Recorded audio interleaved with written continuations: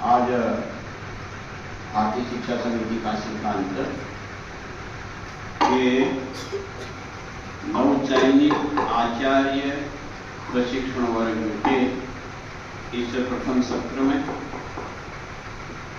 हमारे मध्य में उपस्थित डॉक्टर रामनवर जी और व्यवस्था में लगे हुए सभी प्रधानाचार्य बंधु भगिनी, हमारे संभावनीय शिक्षक श्रीमान गोपाल जी, यहाँ प्रशिक्षण कर रहे प्रशिक्षण में आए हुए मेरे सभी शिक्षार्थी भाई और बहनें, दो तीन जानकारी लेके मैं अपनी बात शुरू करूंगा। अपने में से जो अभी अपने विद्यालय में नहीं गए लेकिन यहाँ प्रशिक्षण करने के लिए आए हैं, उनका चयन हुआ है विद्या भारती में, स्कूलों के लिए, विद्या मंदिरों के लिए। ऐसे अपने में से कोई है दृष्टि से पूर्ण विकसित, ऐसा होता है। तो शारीरिक दृष्टि से, प्राणिक दृष्टि से, मानसिक दृष्टि से, बौद्धिक दृष्टि से और आध्यात्मिक दृष्टि से विकसित होना चाहिए।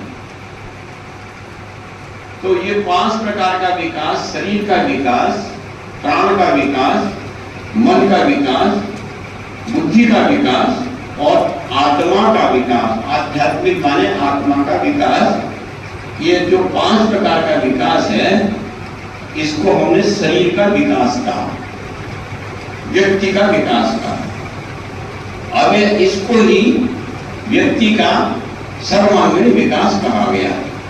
सर्वांगीण माने सब प्रकार का विकास, सभी अंगों का विकास, ये ध्यान में आया ना, सभी अंगों का सर्वांगीण विकास, ये शरीर, प्राण, मन, बुद्धि और आत्मा का विकास माने ये सर्वांगीण विकास।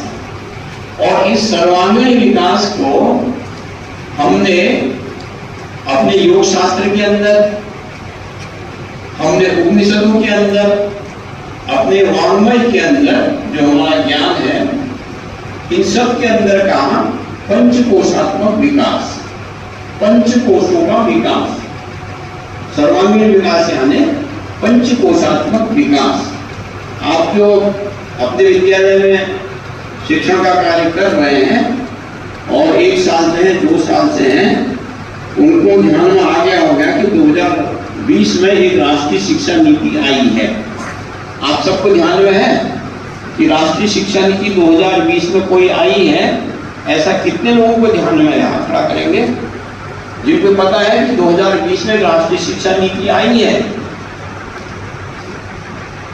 अच्छा, हाँ, हाल ही तो राष्ट्रीय शिक्षा नीति आई है। तो उस राष्ट्रीय शिक्षा नीति में भी, राष्ट्रीय शिक्षा नीति कौन बनाता है? शिक्षा विभाग बनाता है, केंद्र के द्वारा बनती है। तो वो जो राष्ट्रीय शिक्षा नीति आई है, उस राष्ट्रीय शिक्षा नीति में भी बालक के सर्वांगीण विकास अर्थात पंचकोशात्मक विकास करेंगे। राष्ट्रीय शिक्षा नीति में भी इसको पंचकोशात्मक विकास कहा है। और हम विद्या भारती के प्रारंभ काल से ही, ये जब से विद्या भारती का काम प्रारंभ हुआ, अर्थात सीधे सीधे कहेंगे शिशु मंदिरों का काम 1952 से पहला विद्यालय गोरखपुर में शुरू हुआ था। पहला विद्यालय गोरखपुर में 1952 में शुरू हुआ था, शिशु मंदिर।